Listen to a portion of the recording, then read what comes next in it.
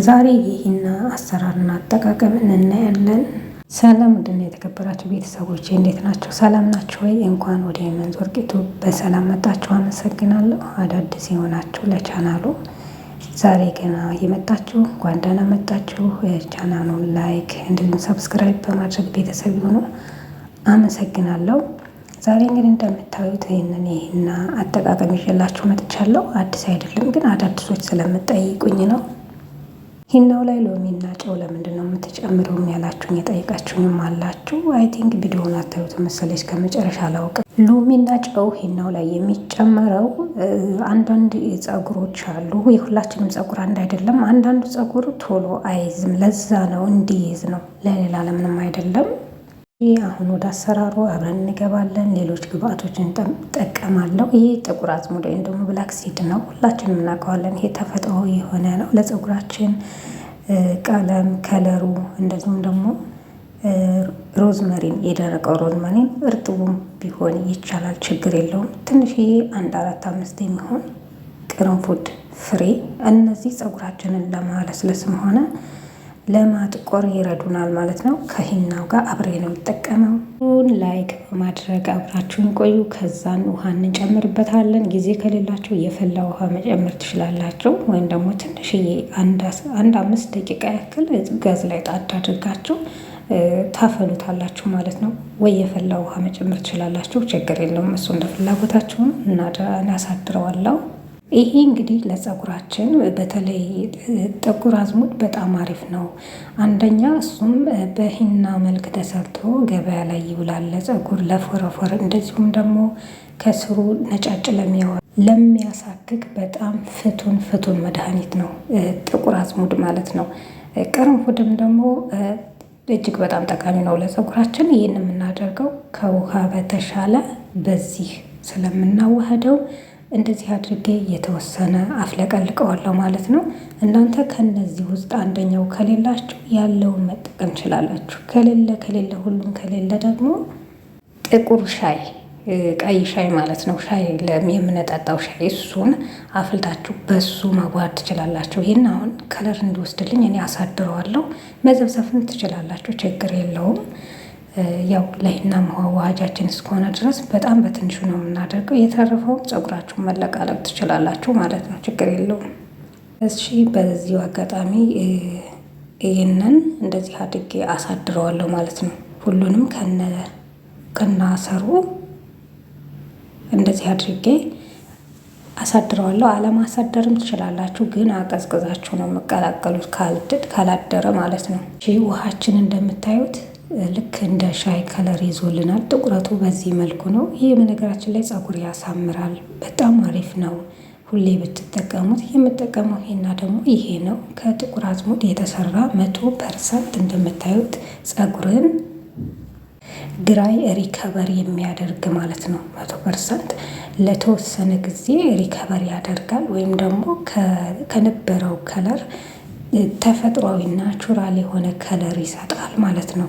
እንደዛ ነው የሚያደርገው። የምጠቀመው አንዱን ነው። ፀጉሬ በጣም የኔ ትንሽ ናት፣ ብዙ አይደለም። ፀጉራችሁ ብዙ ከሆነ 1 ተግማሽ ወይም ደግሞ 2 መጠቀም ትችላላችሁ። እንደ ፀጉራችሁ ብዛት ይወስነዋል፣ እርዝመትና ብዛት። ያን ውሃ እዚህ ጋር ነው የምጠቀመው። ትንሽ እያደረጋችሁ ውሃው ከቀዘቀዘ ካደረ በኋላ ነው የምጠቀመው።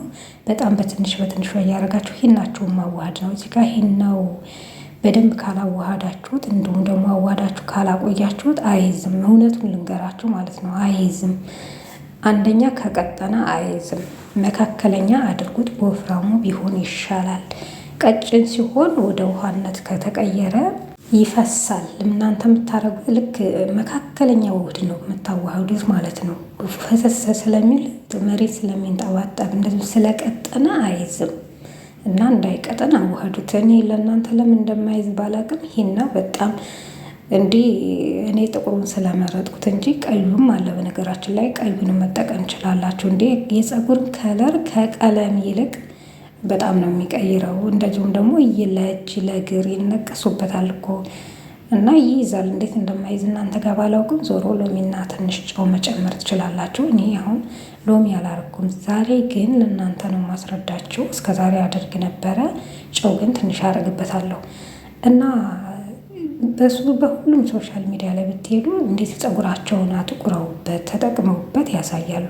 አሁን መቅጠኑ በዚህ መልኩ ነው የምታደርጉት። ከዚህ ከቀጠነ ግን አይጠቅማችሁም። አንደኛ ስትቀቡ መሬት ልብሳችሁ ላይ ነው የሚንጠባጠበው። ሁለተኛ ነገር ደግሞ በጣም ቅጥን ሲል አይዝም። እንዲይዝላችሁ ከፈለጋችሁ በደንብ ከበር እንዲያደርግ እንዲጠቁር ከፈለጋችሁ ታቀጽኑ በዚህ መልኩ ማድረግ ትችላላችሁ። በአረንጓዴ ሻይ፣ በቀዩ ሻይ ሊፍቶን፣ እንደዚሁም ደግሞ ግሪንቲ በእነዚህ ማዋሃድ ይቻላል። ከዛ ከሌለ ደግሞ በውሃም ይቻላል፣ ችግር የለውም። ቅጥነቱ ይህንን ይመስላል። ከዛን እንደዚህ ካዋሃድኩት በኋላ እዚች ጋር የምጨምራት ጨው ነች። ጨው ትንሽዬ ማለት ነው፣ እንዳታበዙ። በጣም በትንሿ ነው ያደረግኩት እኔ። ካልፈለጋችሁ አለማድረግ ትችላላችሁ፣ ግን እንዲይዝ ስለተፈለገ ለዛ ብቻ ነው። እኔ ብዙ አላቆየውም ፀጉሬ ላይ ቢያንስ ሞስት 1 ሰዓት ብቻ ነው የማቆየው ማለት ነው። እና በደንብ ይይዝልኛል። ይህንን ነው እንደዚህ ነው የማደርገው። ዘይት ምናምን ወይም ደግሞ ኦሊቫ ካላችሁ መጨመር ትችላላችሁ። ፀጉራችሁ ከርዳዳ አልበጠር ወይም ደግሞ በጣም የሚያስቸግራችሁ ከሆነ ማለት ነው። ለ1 ሰዓት ሪከቨር አድርጌ አስቀምጨዋለሁ። 1 ሰዓት አስቀምጨዋለሁ። 1 ሰዓት አስቀመጥኩት ማለት እሱ የራሱ የሆነ ከለር አለው። በፊት የነበረው ጥቁረት እና የአሁኑ ጥቁረት አንድ አይደለም። ከሰዓት በኋላ ይሄን ነው የሚመስለው። እና ማንኛውም ሂና ስትገዙ ላው ላይ ያለላችሁ መጠቀም ትችላላችሁ፣ አንበባችሁ ማለት ነው።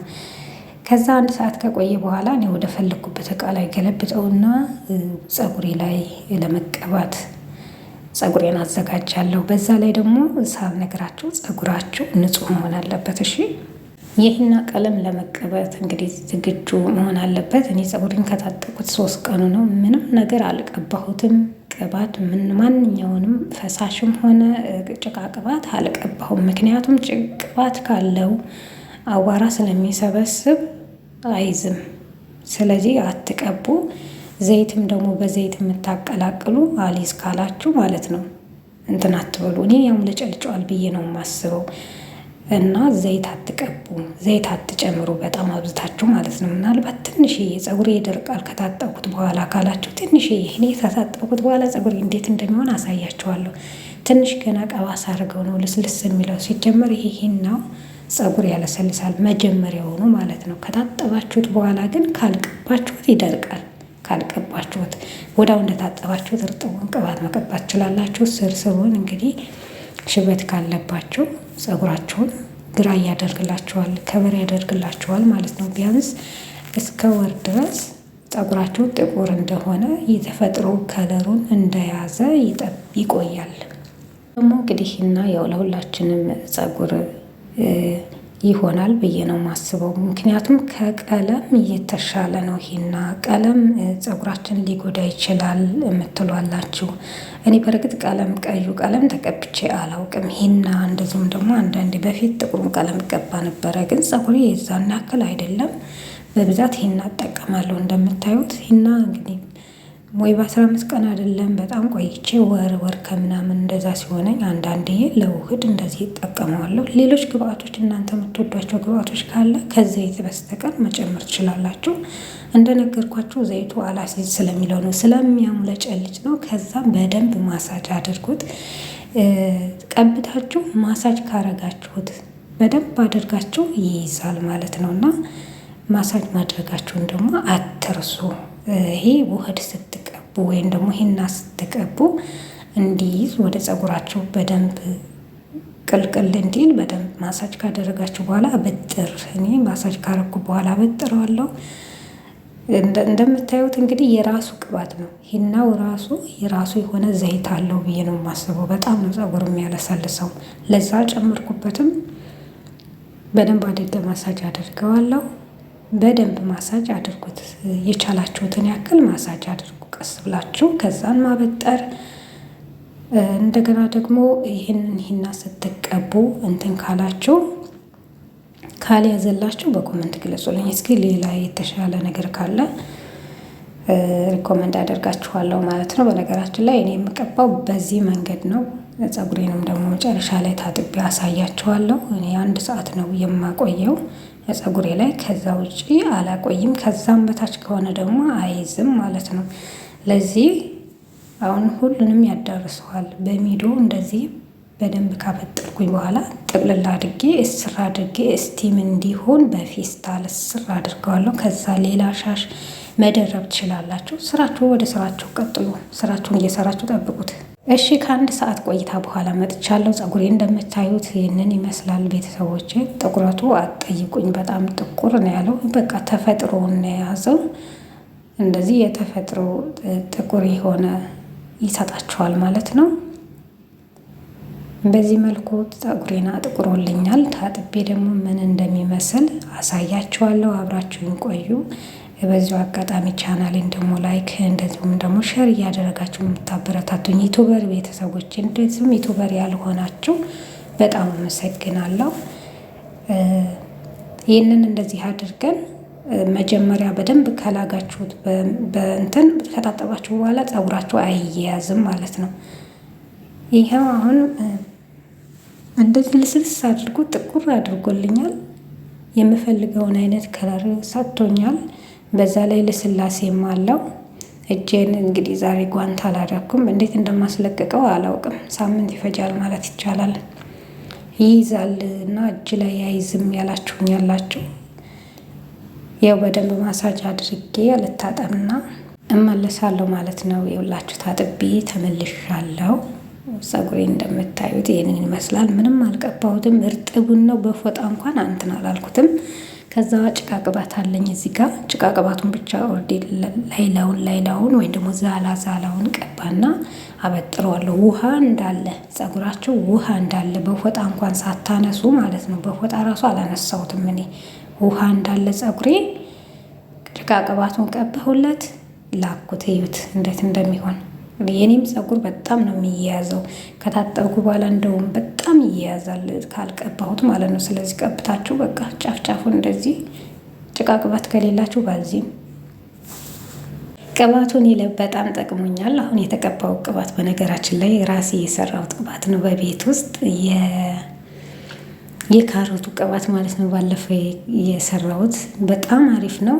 ፀጉሬ እንደምታዩት ልስልስ ነው ያደረገልኝ። ሌላ አልተጠቀምኩም። ውስጡን ፈሳሽ ቅባት መጠቀም እንችላላችሁ። በዚህ መልኩ እንግዲህ ፀጉራችሁን ማለስለስ እንደዚሁም ማጥቆር ይቻላል። እንደምታዩት ይህን ይመስላል። አመሰግናለሁ። ደህና ሁኑልኝ። ባይ ባይ።